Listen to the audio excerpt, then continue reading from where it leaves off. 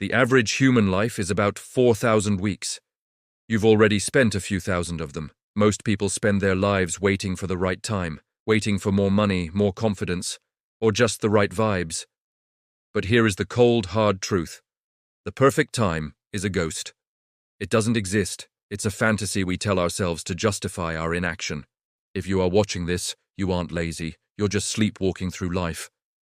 Today we wake up. Procrastination isn't a time management problem. We've all tried the calendars, the to-do lists, the fancy apps, but they don't work long-term, do they? That's because we're fighting the wrong battle. Procrastination is an emotion management problem. We avoid a task not because we don't have time, but because we fear the feeling associated with it. We fear the boredom of studying, the frustration of learning a new skill, the judgment we might face if our work isn't perfect. So we delay.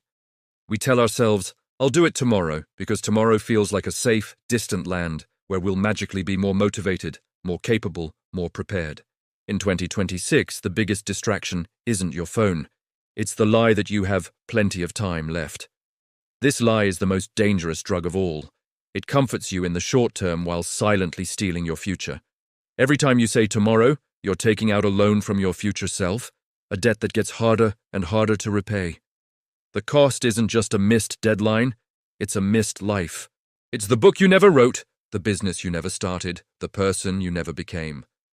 We're so scared of failing that we choose to fail by default, by never even starting. The anxiety of doing the thing is often far worse than the act of doing the thing itself. But we let that feeling paralyze us, keeping us trapped in a cycle of avoidance and regret. So how do we break free? We need simple, powerful tools that bypass our emotional resistance. Let S talk about two of the most effective I've ever found, the 5-second rule and the 2-minute rule. First, the 5-second rule, popularized by Mel Robbins.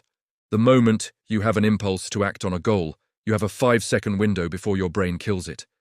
Your brain is designed to protect you from risk, and starting something new feels risky. So, when that thought hits you, I should go for a run. I should start that report. I should make that call. You physically count down 5, 4, 3, 2, 1. And when you hit 1, you move. You launch yourself out of bed, you open the document, you pick up the phone. The counting distracts your brain from its usual excuses and creates a bias toward action. It's a starting ritual that short-circuits hesitation. 5, 4, 3, 2, 1, go. It's that simple. Next up is the 2-minute rule from David Allen's Getting Things Done. The idea here is to shrink the task until it's so small, so laughably easy that you can't possibly say no. Instead of write my novel, your task becomes write for 2 minutes. Instead of clean the entire house, it's put away the dishes for 2 minutes. Anyone can do something for 120 seconds.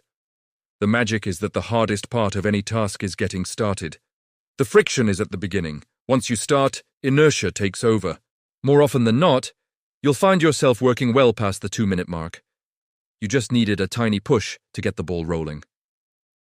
These two rules combined are your secret weapon against the emotional monster of procrastination. They lower the activation energy required to start. Now, let's zoom out and talk about the bigger picture.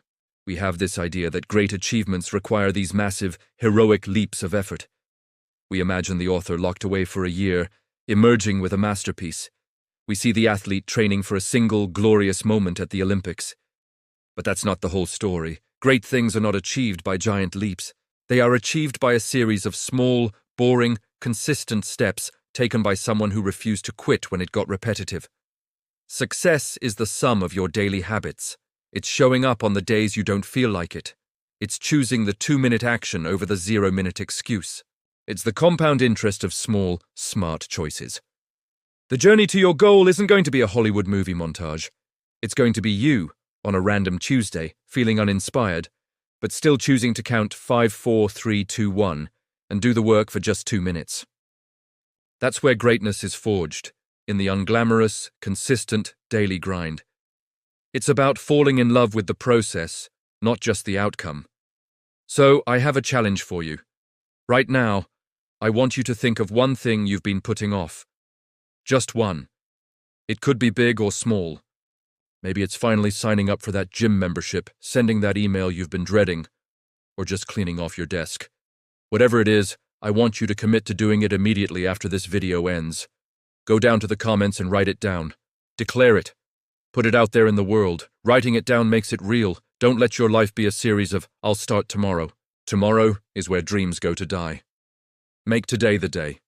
Make this the moment the old you, the one full of excuses and delays, finally ran out of road. Today is the day you stay awake. Thanks for watching.